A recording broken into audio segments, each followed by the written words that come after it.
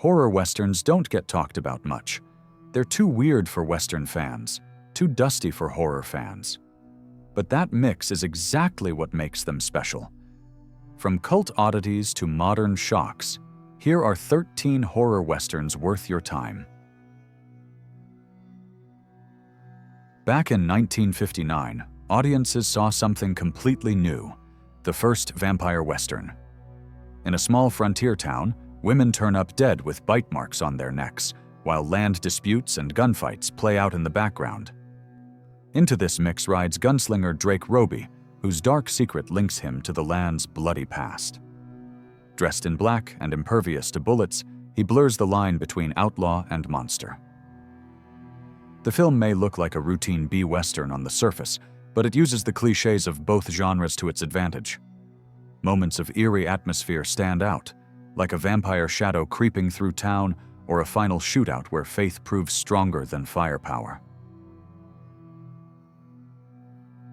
At first glance, High Plains Drifter plays like a straight Western. A stranger rides into a corrupt frontier town, exposes the rot beneath its surface, and dishes out bloody justice. But there's something uncanny about Clint Eastwood's nameless gunman. Flashbacks reveal he may not be a man at all, but a ghost returning to avenge his own death. The film never spells it out, yet the hints are too strong to ignore. His otherworldly calm, the way townsfolk react to him, and the symbolic scenes that blur reality with nightmare.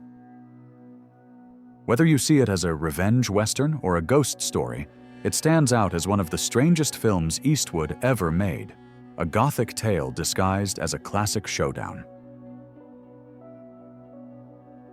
Caleb, a young man from a small town, has his life turned upside down after falling for May, a mysterious drifter who lures him into a clan of roaming vampires. Living out of a blacked-out RV, they hunt by night and clash over Caleb's refusal to embrace killing. The result is a violent yet strangely romantic tale, where Western grit collides with blood-soaked horror. Stylish, haunting, and backed by a Tangerine Dream soundtrack, the film has only grown in reputation over the years.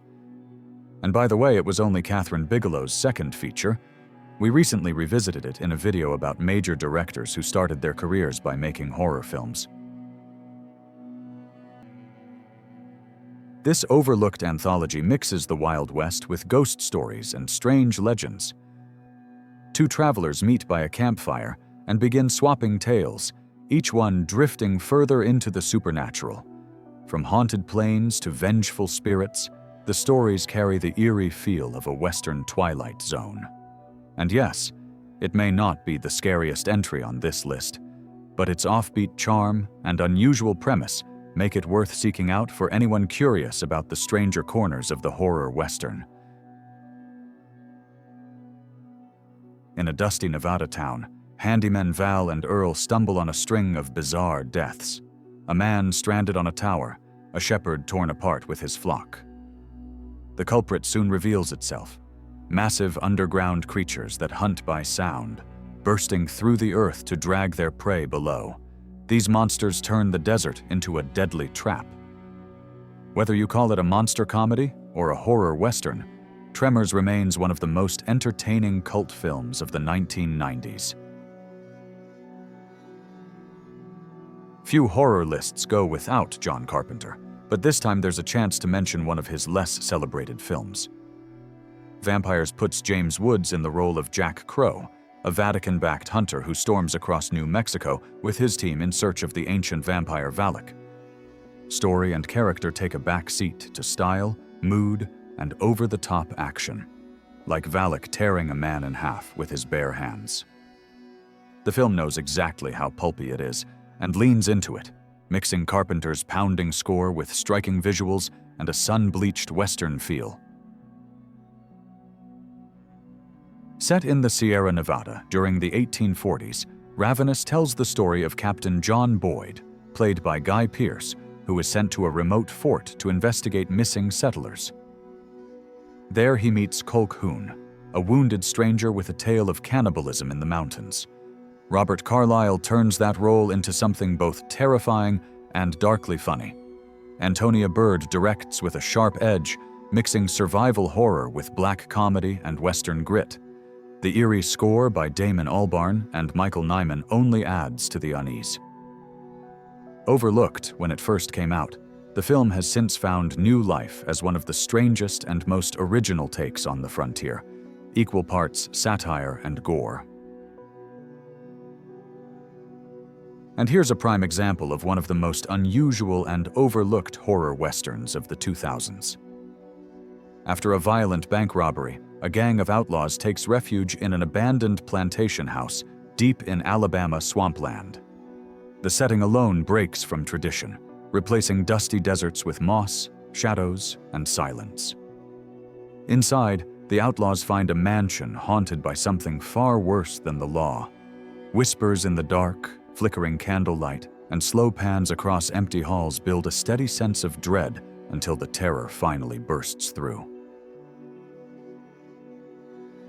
Set in 1879 in the Dakota Territory, the Burrowers follows a rescue party searching for missing settlers, only to uncover a threat far worse than outlaws. Beneath the prairie live creatures that rise from the ground at night to drag people below. Once feeding on buffalo, they now turn to humans after the herds have been wiped out. The film builds its horror from that shift, tying the monsters directly to the violence of Western expansion.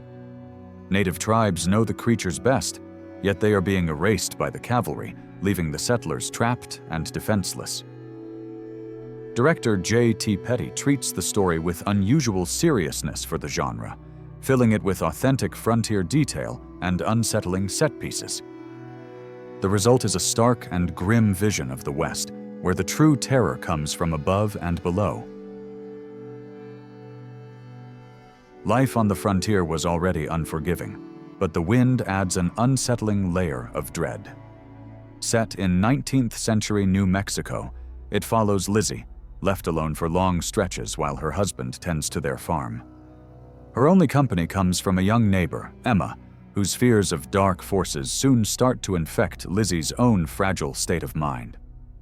Isolated on the plains, surrounded by endless wind, she begins to question what is real and what is madness.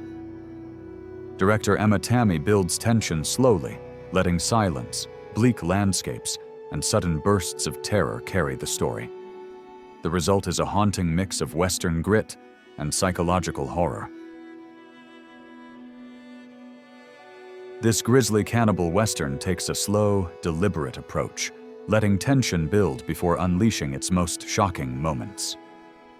A group of townspeople set out to rescue one of their own, with Sheriff Franklin Hunt leading the way across hostile frontier land. For long stretches, the film feels like a classic Western, marked by steady dialogue and grim landscapes. But once the search party reaches the tribe's cave, the story shifts violently into horror, and it becomes clear that Bone Tomahawk stands apart in the genre. Not often do I cover brand new releases on this channel, and this film isn't even a Western in the strict sense. But it's so strong, it deserves the exception. Set in the Mississippi Delta during the 1930s, Ryan Coogler's Sinners tells the story of twin brothers Smoke and Stack, both played by Michael B. Jordan, whose plans for a better future are interrupted by a supernatural menace. It is a bold take on the vampire myth, one that spends much of its time building character and atmosphere before plunging headlong into horror in the third act.